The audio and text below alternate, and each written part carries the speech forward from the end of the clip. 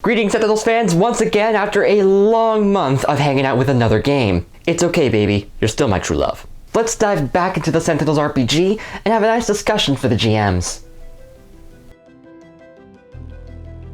So, before I talk about the fun part, I'll let you know the value of my experience with GMing. And compared to a lot of people, it may be a bit limited, having only done so for friends and family and never the conventional games. I have played but never GM'd D&D, I have GM'd but never played Masks of the New Generation and the Sentinel Comics RPG. Of Sentinels RPG stuff, I have GM'd the full starter kit and a few sessions of my own made-up stuff.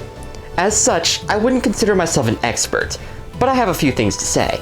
And of course, every group is different. You can be loosey-goosey with this. It seems to be the consensus that this game is best suited for 3 to 5 or 6 players. Any less, and it would seem like either your heroes don't have a lot of support or just not much is happening. Any more, and you, our GM, may get a bit overwhelmed by the sheer volume of elements you need to juggle.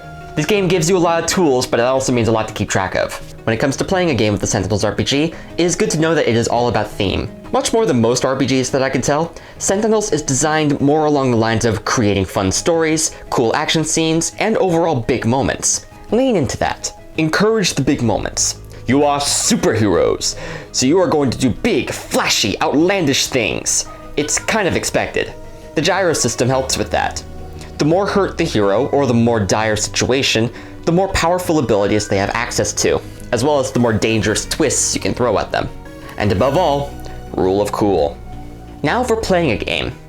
I like to have 2 or 3 action scenes at the ready, with notes and everything.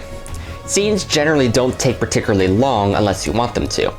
You can always throw more factors into the mix in the middle of a fight to make things harder or easier.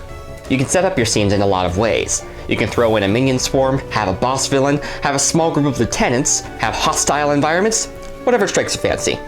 While it pays to have a good variety of elements in a scene, you can mess around with this and get some more unique scenarios. Have a whole bunch of lieutenants to act as a hit squad of moderate threat level, have a huge disaster put up a ton of challenges by placing people in danger, or maybe even have a whole lot of little things go wrong at once. There is quite a bit of freedom here.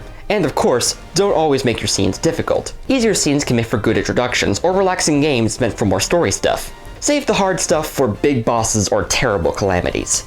And of course, planning.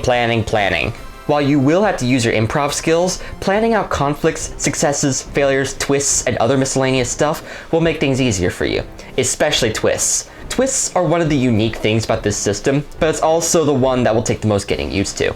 Twists will likely get its own video. I'm still not entirely sure if I have the hang of them. But for running the game, you can play it like normal D&D in the hanging out scenes. Have party members chat with NPCs and do whatever silly stuff party members do in their downtime. You can signal the beginning of an action scene by starting up the turn order. And as I said before, you will want a method of keeping track of the turns. Moncala board, baby.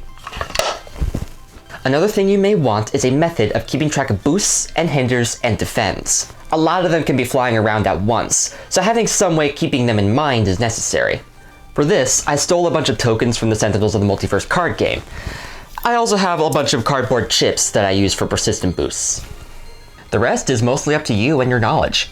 As a person who is relatively new to GMing myself, I can't set myself up as an authority on these games. In general RPG terms, dealing with players, what kind of games to set up, campaign ideas, all that jazz, you're likely to get good help along those lines from more experienced GMs or players.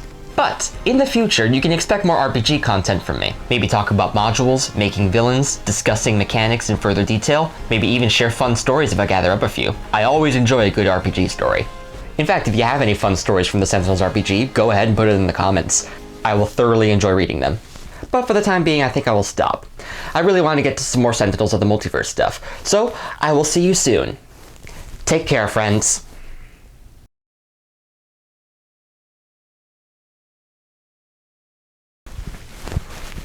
Right, I really need to shave.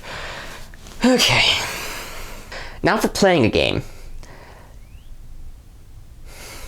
Birdie, what are you doing?